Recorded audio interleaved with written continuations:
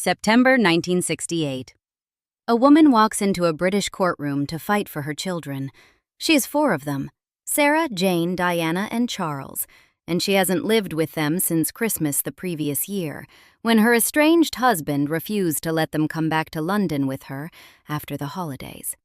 She is Frances Spencer, Viscountess Althorp, and she is there to ask the court to give them back. The woman who takes the stand against her is her own mother. Lady Fermoy, Ruth Roche, Baroness Fermoy, gives evidence in support of her son-in-law. Frances loses. All 4 children stay with their father. The youngest, a 7-year-old girl named Diana, will later describe being haunted by the memory of her mother leaving, the sound of a car pulling away on the gravel drive. Now, before we go any further, a correction needs to be on the table. In a previous video on this channel, the Queen Mother was Elizabeth II's biggest problem, which is still up. There is a line about Lady Fermoy testifying in court against her own granddaughter, Diana. A viewer flagged it. They were right to. Fermoy didn't testify against Diana. She testified against Diana's mother, Frances. That distinction matters enormously, and by the end of this video, you'll understand why the correct version is actually more damning than the error. Lady Fermoy has never been the subject of her own dedicated video here. She probably should have been sooner, because her story isn't a footnote to Diana's. It's the frame that holds the whole picture together. She was born Ruth Sylvia Gill on the 2nd of October 1908 at Dalhebody House in Beeldside, Aberdeenshire. Her father was Colonel William Smith Gill, a wealthy Scottish landowner. In the 1920s, she studied piano at the Paris Conservatoire under Alfred Cortot, one of the defining concert pianists of the early 20th century. She was, by multiple accounts, genuinely talented. The marriage that curtailed her concert career was to Edmund Maurice Burke Roche, 4th Baron Fermoy. They wed on the 17th of September 1931 at St. Devenick's Church in Beeldside. He was 46. She was 22. Maurice was a Harvard graduate, a conservative MP for King's Lynn, and a friend of the royal family. He had rented Park House on the Sandringham estate from King George V sometime in the 1930s, a 10-bedroom Victorian house built in 1863, sitting directly adjacent to Sandringham House itself. That house, and what it meant to be in it, becomes the structural fact of this entire story. Maurice died on the 8th of July 1955, leaving Ruth a widow at 46. The following year, 1956, the Queen Mother appointed her Extra Woman of the Bedchamber. 4 years after that, in 1960, she was promoted to Woman of the Bedchamber, a post she would hold for the next 33 years, until her death. She was appointed Commander of the Royal Victorian Order in 1966 and Dame Commander in 1979. The formal titles are one thing. What they conceal is a relationship of genuine personal intimacy that went well beyond the job description. In 1951, 5 years before her first court appointment, Lady Fermoy founded the King's Lynn Festival, a music festival she would direct for approximately 25 years. She persuaded the Queen Mother to become its patron. That's not a formal duty. That's a person calling in a friendship to elevate something she cared about, and the Queen Mother saying yes because she wanted to. They attended it together.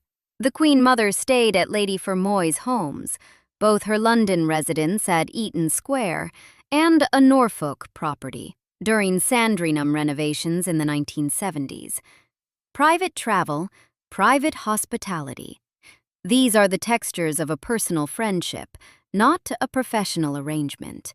Multiple sources place Lady Fermoy as a regular presence at Clarence House and at Royal Lodge, the Queen Mother's Windsor weekend home. Tina Brown, in the Palace Papers, calls her one of the Queen Mother's most beloved ladies-in-waiting. Hugo Vickers, the royal historian, described her as one of the Queen Mother's closest friends for over 30 years. Phil Craig and Tim Clayton's biography of Diana characterizes her as following her friend the Queen Mother's policy in personal matters, a telling formulation because it implies her choices weren't just parallel to the institution's values, they were derived from them. This matters because the script for Lady Fermoy's public identity was written by the Queen Mother's household long before any of the events we're about to discuss. She arrived at widowhood in 1955 with 3 children, a talent for music, and a social world built entirely around the Sandringham estate and the court at Clarence House. The year after her husband died, the Queen Mother gave her a formal place in that world. For the next 37 years, Ruth Fermoy wasn't really distinguishable, in terms of her values and her loyalties, from the institution she served. The Independent's obituary of the Queen Mother's ladies-in-waiting captured it this way.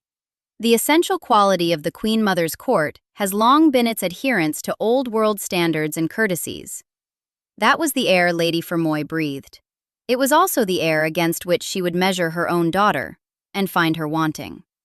Frances Ruth Roche was born on the 20th of January 1936 at Park House, Sandringham, the very house leased from the crown by her parents. On the same day, King George V died. She grew up in the orbit of the royal estate, the daughter of a baron who shot with the king. In 1954, at 18 years old, she wed John Spencer, Viscount Althorp. Queen Elizabeth II attended the wedding. Frances and Johnny took over the lease on Park House from her parents. 7 years later, on the 1st of July 1961, their daughter Diana Frances Spencer was born there. By the mid-1960s, the marriage was failing. Frances met Peter Shand Kidd, heir to a wallpaper fortune, and the relationship became an affair. In September 1967, she told Johnny. The separation began.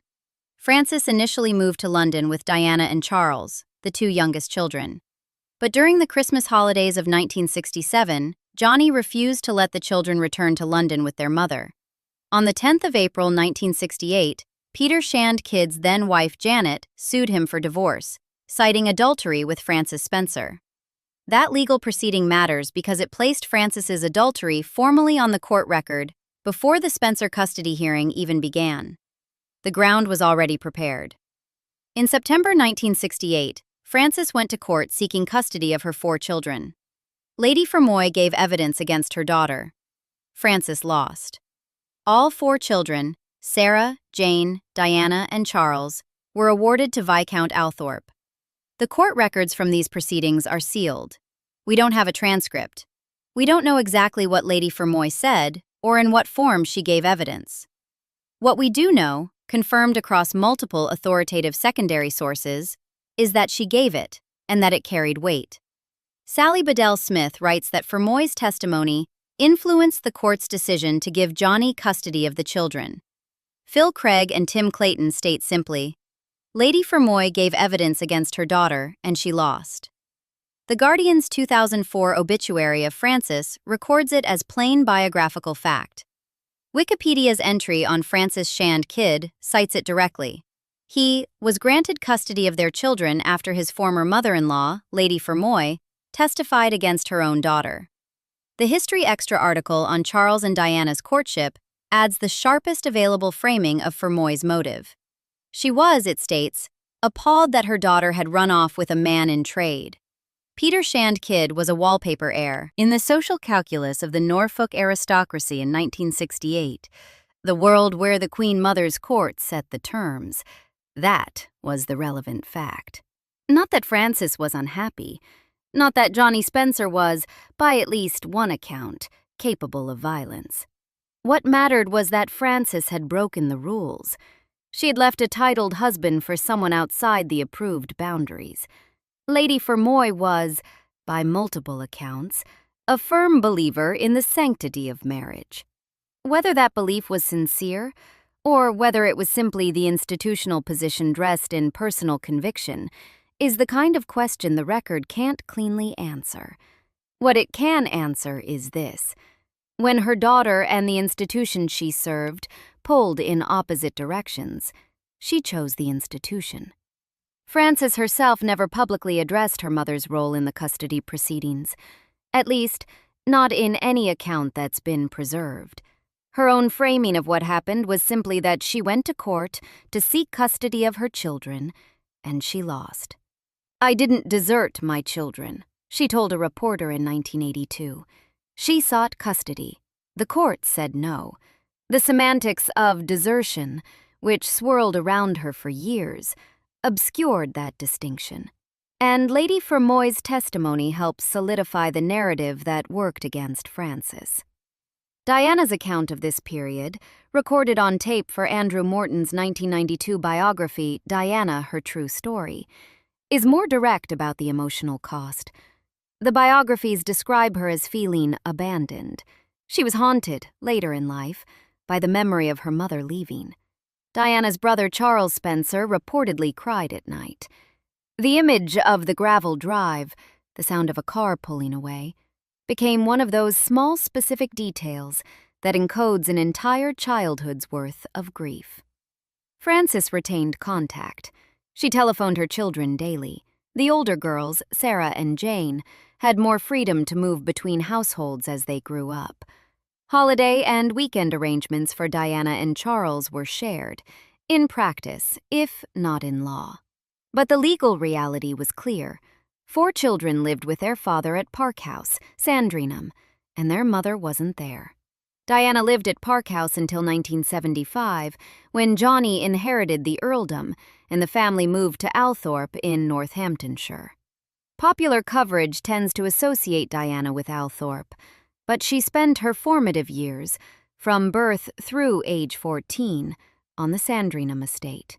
The same estate where Lady Fermoy had a cottage and maintained her geographic proximity to the royal household. The same estate where the Queen Mother's world was the dominant institutional presence.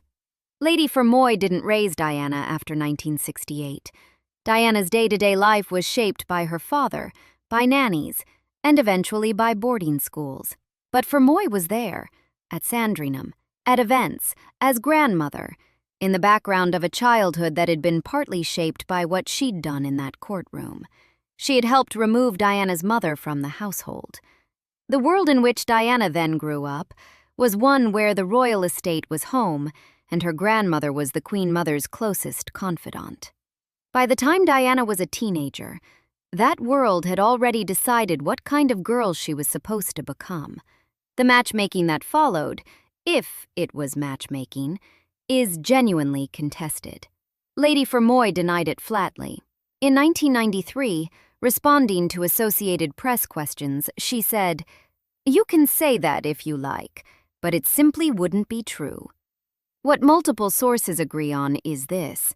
The geographical and social infrastructure that put Diana Spencer in proximity to Prince Charles had been built, incrementally, by her family's connection to Park House and to the Queen Mother's circle. The Fermoy lease on that house created the original royal adjacency. When Frances and Johnny married in 1954 and took over the lease, they extended it. Diana grew up on the estate. She knew Princes Andrew and Edward as childhood playmates. Royal biographer Robert Hardman has noted that when Diana visited Balmoral in 1980, the royal family were struck by her ease. "She's not fazed," as Hardman puts it. By the time she left Balmoral, the family reportedly considered her a serious candidate. That ease didn't come from nowhere. It came from a childhood spent adjacent to the very world she was being considered for. The Los Angeles Times obituary of Lady Fermoy describes her as considered the matchmaker, along with the Queen Mother, for Princess Diana and Prince Charles, who married in 1981. That considered is doing real work. There's no documented evidence that Fermoy directly introduced them or orchestrated their courtship through specific acts. What the record does show is that her position, as the Queen Mother's most trusted lady-in-waiting, as the woman who maintained the family's presence at Sandringham even after the Park House lease ended, as someone whose entire identity was structured around the royal household, made her a natural conduit. Andrew Morton's Diana, Her True Story, records what Lady Fermoy actually said to Diana about the match. Not encouragement, a warning. "Darling, you must understand that their sense of humor and their lifestyle are different, and I don't think it will suit you." That line, sourced directly to Diana's recorded tapes and cited by Morton on page 55 of the 1992 biography, complicates any clean narrative about Fermoy engineering the marriage. She apparently saw what was coming. She said so privately to her granddaughter. And then, she watched it happen anyway. Kate Williams, speaking on a podcast covered by Ola in November 2025, described Fermoy as a dissenting voice who saw beyond the fairy tale. But seeing beyond a fairy tale and stopping it are different acts. Diana was 19 when she accepted Charles's proposal. Charles was 32. By then, the machinery was already in motion. Diana later described feeling like a lamb to the slaughter entering that marriage. She battled an eating disorder throughout the engagement, a detail that registered to almost no one in the public orbit around the 1981 wedding. Lady Fermoy attended the wedding at St. Paul's Cathedral on 29 July 1981. What happened next is well documented in the channel's previous coverage of the Charles and Diana marriage. The relevant Fermoy thread picks up again as the marriage visibly collapsed in the early 1990s. Andrew Morton's biography was published in June 1992. Diana had spoken. The institution was shaken, and Lady Fermoy, consistent to the end, sided with the crown. Sally Bedell Smith quotes Diana's own words about her grandmother from this period. "My grandmother tried to lacerate me."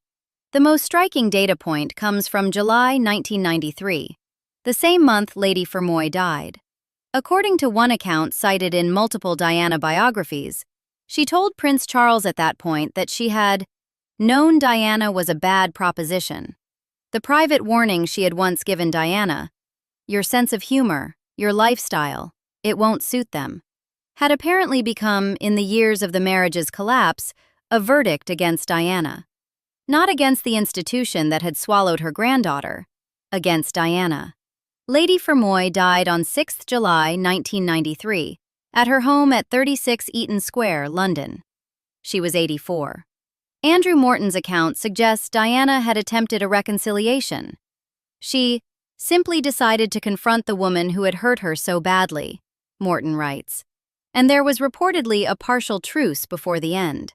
Whether that truce was fully achieved before 6th July isn't clear from the available record.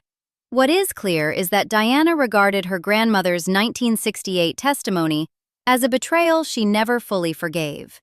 Now to the correction, and why it matters that we get this right. In the Gilded Daughters video, the Queen Mother was Elizabeth II's biggest problem. There is a line stating that Lady Fermoy would later testify in court against her own granddaughter. A viewer caught it. The comment, 6 likes at the time of research, is right. Fermoy didn't testify against Diana. She testified against Frances, Diana's mother. These aren't interchangeable facts. Here is why the correct version is worse. If Fermoy had testified against Diana, that would be one act of institutional loyalty at one moment in Diana's adult life. Damaging, certainly, but bounded. What she actually did was testify against Frances, and in doing so, help strip 4 children of their mother.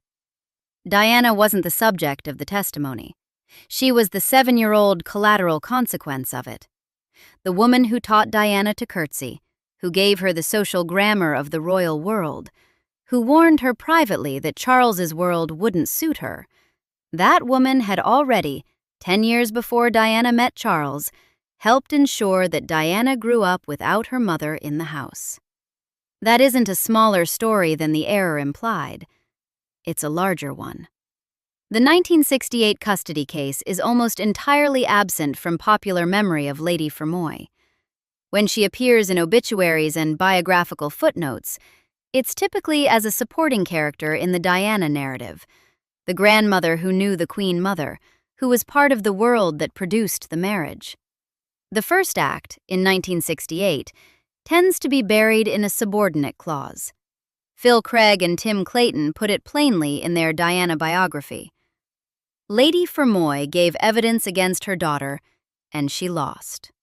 That sentence appears in a book, in a chapter, and then moves on. It doesn't linger. It doesn't accumulate weight in the cultural memory of Lady Fermoy the way the wedding footage of July 1981 does. The pattern, though, is the same in both acts. Family and institution pull in opposite directions. Fermoy chooses the institution. In 1968, the institution's interest was in keeping the Spencer children in their father's Norfolk household, within the aristocratic social world that orbited Sandringham. In the late 1970s and early 1980s, the institution's interest, or at least the Queen Mother's household's interest, was in finding a suitable bride for the Prince of Wales. In 1992 and 1993, the institution's interest was in managing the fallout from Diana's public account of her marriage. In all three moments, Lady Fermoy's position was the same. Craig and Clayton offer what they call a generous view of her behavior in 1968, that she believed the children belonged in Norfolk, that she was acting on principle. The same book calls her one of the minor villains of the Diana story, tough, unyielding. That phrasing, minor villain, is doing the careful work of not condemning her outright while acknowledging that her choices had consequences that can't be explained away by good intentions alone. She followed her friend the Queen Mother's policy of not giving an inch, Craig and Clayton write. She allowed no room for doubt or compassion. There is no documented expression of regret from Lady Fermoy about any of this. Not about the 1968 testimony, not about the marriage she privately doubted but publicly attended. Not about describing her granddaughter, months before her own death, as a bad proposition to the man who had helped make Diana's life difficult for a decade. The record is what it is. Ruth Roche, Baroness Fermoy, born to a Scottish landowning family in 1908, trained at the Paris Conservatoire, widowed in 1955, appointed to the Queen Mother's household in 1956, promoted to Woman of the Bedchamber in 1960, served that institution for 33 years and 2 months, until the day she died. In the biography of her granddaughter, she is remembered primarily in one of two roles: the grandmother who helped Diana navigate royal circles, and the woman who privately warned Diana that the marriage wouldn't suit her. What tends to get lost is what she did when the choice was hardest. Not in 1981, when Diana was a public figure and the stakes were visible to the world. In 1968, when Frances walked into a courtroom to fight for her children, and her own mother stood on the other side. History remembers Lady Fermoy, when it remembers her at all, as a footnote, the grandmother who helped set Diana on a path to the palace. What it forgets is that she'd already made this choice once before, against her own daughter, when it mattered just as much. Twice, when family and institution pulled in opposite directions, she chose the institution. The second time, the world was watching the results play out for the rest of Diana's life. The first time, almost nobody noticed at all, until now. If you want more stories about the people who shaped the monarchy from inside the frame rather than in front of the cameras, subscribe. There are more of them than the official biographies tend to admit.